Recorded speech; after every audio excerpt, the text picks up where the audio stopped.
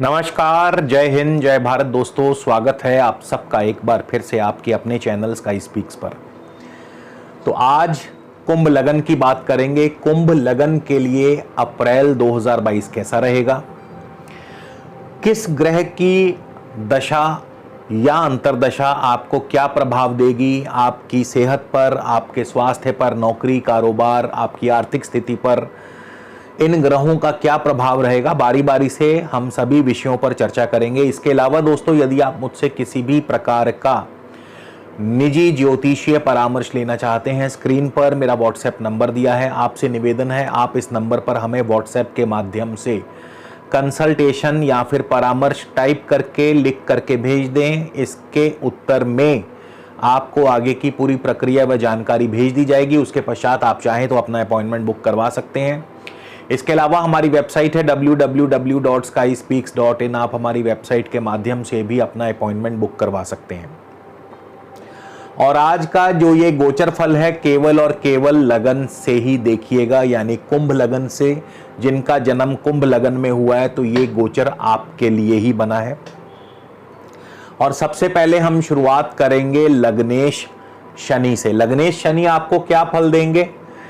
शनि आपके 12वें स्थान में है, शनि अपनी मकर राशि स्वराशि में है, और शनि धनिष्ठा यानी मंगल के नक्षत्र में है।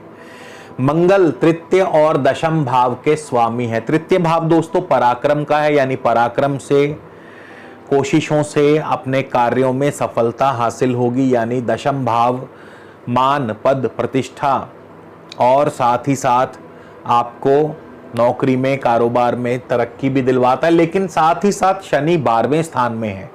12वां स्थान दोस्तों खर्चों का है, निवेश का है। तो खर्च एकदम से बढ़े हुए होंगे, खर्च बढ़ेंगे, निवेश बढ़ेगा। और तृतीय और 12वां स्थान मिलकर के बंधन योग बना देते हैं। तो यदि आप अनैतिक कार्यों से जुड़े हैं या आप 2 नंबर के कार्यों से जुड़े हैं तो फिर आपको सावधान रहना होगा, क्योंकि ये बंधन योग या जुर्माना या दंड आदि का योग भी बनता नजर आ रहा है। और शनि 12वें स्थान में अक्सर दंड आदि या जुर्माना आदि दे दिया करते हैं। तो शनि की दशा अंतर्दशा आपको इस प्रकार से मिश्रित फल प्रदान करेगी। इसके बाद हम बात करेंगे आपके धनेश बृहस्पति क्या फल देने वाले हैं। तो जिनको भी बृहस्पति की दशा अंतर्दशा है, ये फल उनके लिए। बृहस्पति देखिए अपने पूर्वा भाद्रपद नक्षत्र में है, बृहस्पति अपने स्वयं के नक्षत्र में है। धनेश और लाभेश अपने ही नक्षत्र में बैठा है। और अगर बृहस्पति आपकी कुंडली में भी शुभ है तो यकीन मानिए बृहस्पति आपको बहुत ही शुभ फल देने वाले हैं। परिवार में सुखद माहौल, कुटुंब में, परिवार में आपके खुशियों भरा माहौल होगा। आपको हर प्रकार से, हर कार्य से धन लाभ होगा। नौकरी में है तो नौकरी में लाभ होगा, कारोबार में है तो कारोबार में लाभ होगा, शेयर मार्केट में है तो शेयर मार्केट से लाभ होगा। जिस भी कार्य से आप जुड़े हैं आपको लाभ मिलेगा। आपकी कोई ना कोई इच्छा अवश्य पूर्ण होगी। मित्रों का, भाई बंधुओं का सुख सहयोग आपके पास बना रहेगा। सरकारी अफसर आप पर मेहरबान रहेंगे। तो बृहस्पति जो हैं अपने ही स्व नक्षत्र में है और बृहस्पति की दशा अंतर्दशा बहुत ही शुभ फल देगी। 28 अप्रैल को बृहस्पति आ जाएंगे उत्तरा भाद्रपद शनि के नक्षत्र में। और यहां पे फिर एकदम से ट्विस्ट आएगा। शनि आपके उस समय यानी अगले दिन 29 को लगन में आ जाएंगे, कुंभ राशि में। अब शनि लग्नेश हैं और द्वादशेश हैं और अपनी ही राशि लगन में बैठे होंगे। तो अगर शनि आपकी कुंडली में शुभ नहीं है तो फिर यहां पे क्या होगा? शनि आपको आपके खर्च बढ़ा देंगे, आपको स्वास्थ्य हानि भी कर सकते हैं। हालांकि मान सम्मान बढ़ेगा, धीरे धीरे आपकी जो एकदम से जो स्थितियां हैं उसमें एकदम परिवर्तन आएगा। आपके जो भी कार्य चल रहे हैं उसमें धीमापन आएगा, क्योंकि शनि जो हैं बहुत धीमी गति से चलते हैं, शनय शनय चलते हैं। तो कार्यों में थोड़ा धीमापन आएगा, आर्थिक तंगी भी थोड़ी सी महसूस होगी, पेमेंट्स जो हैं वो रुक सकती हैं, खर्च और निवेश एकदम से बढ़ जाएंगे, मान सम्मान बढ़ेगा। लेकिन आर्थिक रूप से आपको अब यहाँ पे कमजोरी महसूस होगी, तंगी महसूस होगी।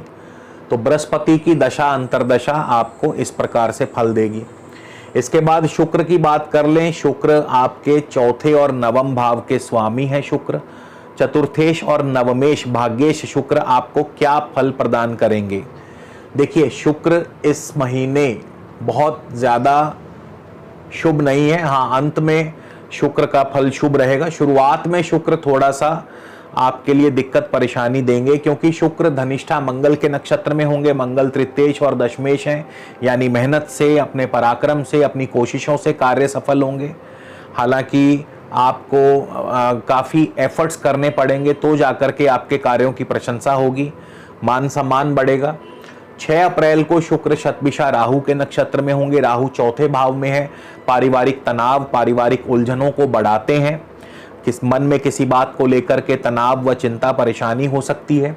18 फरवरी को फिर शुक्र चले जाएंगे पूर्वा भाद्रपद यानी गुरु के नक्षत्र में। चतुर्थेश नवमेश शुक्र गुरु के नक्षत्र में पूर्वा भाद्रपद, और गुरु कहाँ है? गुरु धन भाव और लाभ स्थान के स्वामी होकर के धन भाव में ही बैठे होंगे। तो 18 अप्रैल से आगे शुक्र की दशा अंतर्दशा आपको बहुत ही शुभ फल प्रदान करेगी। आपको हर प्रकार से उत्तम धन लाभ होगा, कार्यों में सफलता मिलेगी, बैंक बैलेंस बढ़ेगा, आर्थिक समृद्धि आपकी बढ़ेगी। तो शुक्र की दशा अंतर्दशा आपको इस तरह से फल देगी। बुध की बात कर लें। बुध भी शुरुआत में थोड़ा सा धीमा रहेंगे, लचर रहेंगे बुध का, क्योंकि शुरुआत में बुध 1 अप्रैल को रेवती यानी स्व नक्षत्र में है।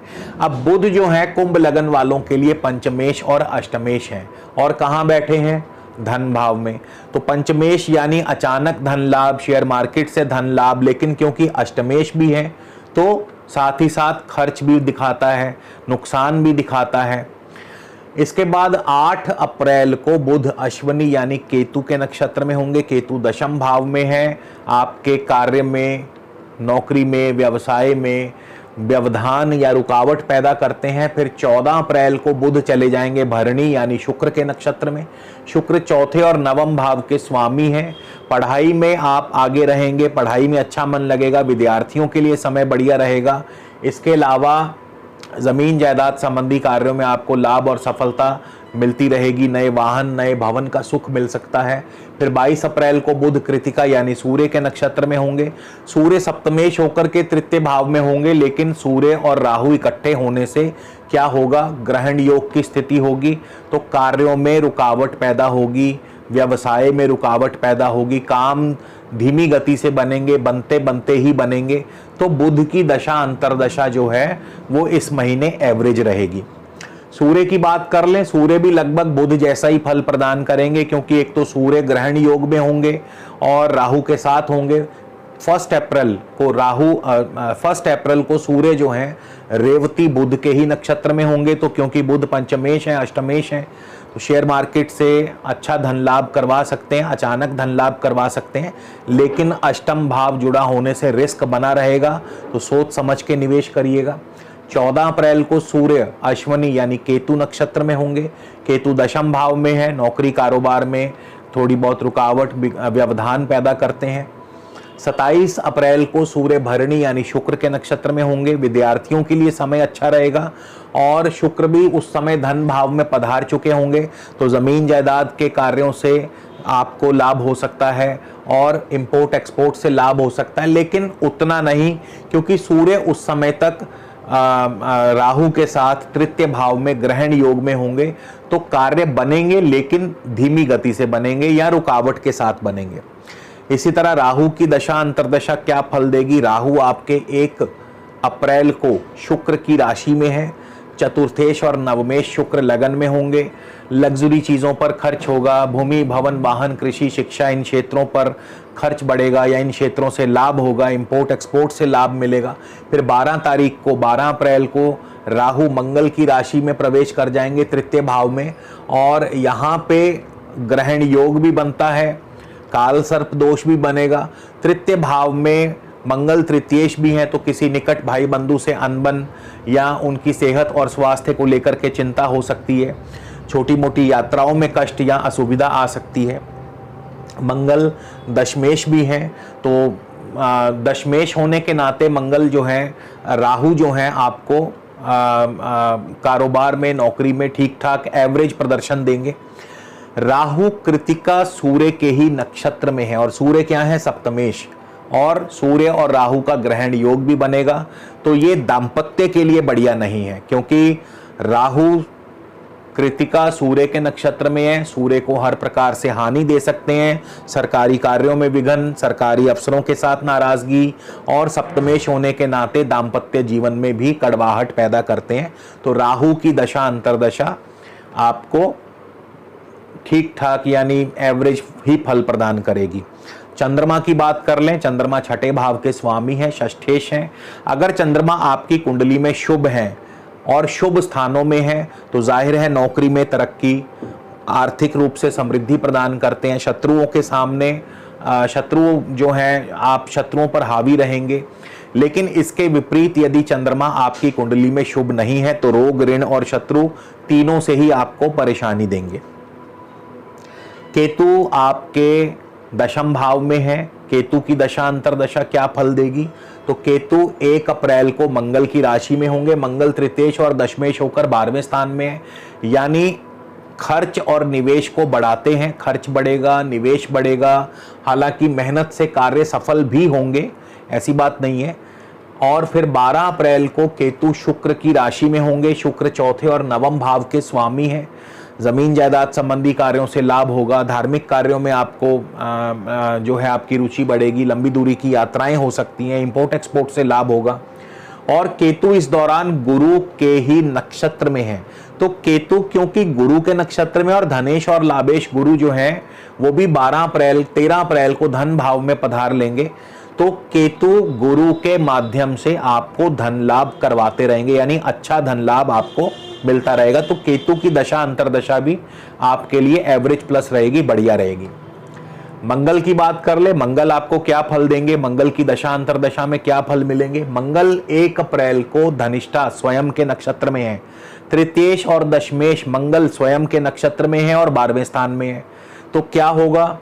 पराक्रम से, मेहनत से कार्यों में सफलता, नौकरी में तरक्की, कारोबार में तरक्की, लेकिन साथ ही खर्च बढ़ेंगे, निवेश बढ़ेगा, विदेशी व्यापार भी बढ़ेगा।